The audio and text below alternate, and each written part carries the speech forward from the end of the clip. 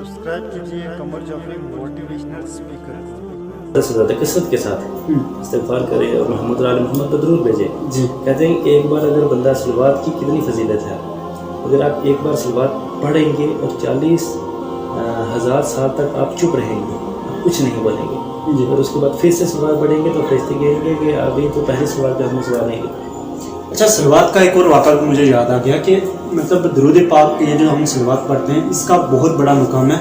जब हज़ूर सल्लल्लाहु अलैहि वसल्लम महराज करने की सैर करने के लिए गए, खुदा से मुलाकात करने के लिए गए, तो उन्होंने देखा कि कुछ फरिश्ते ऐसे हैं जो अपनी उंगलियों पे हिसाब कर रहे हैं। उनके एक हज़ार बाजू, उनके साथ एक हज़ार हाथ है, ठीक है, उनके साथ एक हज़ार उंगलियां हैं, वो फिर भी हिसाब कर रहे हैं। अब हिसाब कर रहे हैं तो हज़रत सल्लल्लाहु अलैहि वसल्लम ने जब देखा माजरा तो उन्होंने पूछा कि ये किस चीज़ का हिसाब कर रहे हैं।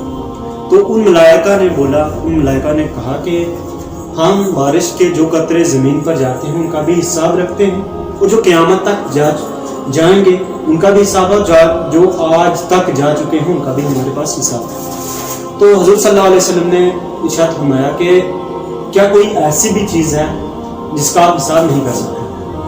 तो उन्होंने फरमाया कि जो मोमिन सलवात भेजता है और आपकी आल पे सलवात भेजता है तो उसका सवाब हम नहीं लिख सकते, उसका हिसाब हम नहीं कर सकते। ये था सलवात के बारे में। तो और कुछ आपको कहना है?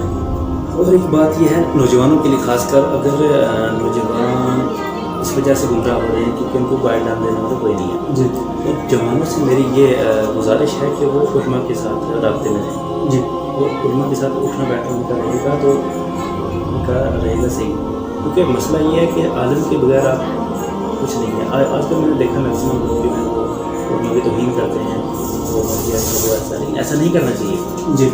नबी पाक ने फरमाया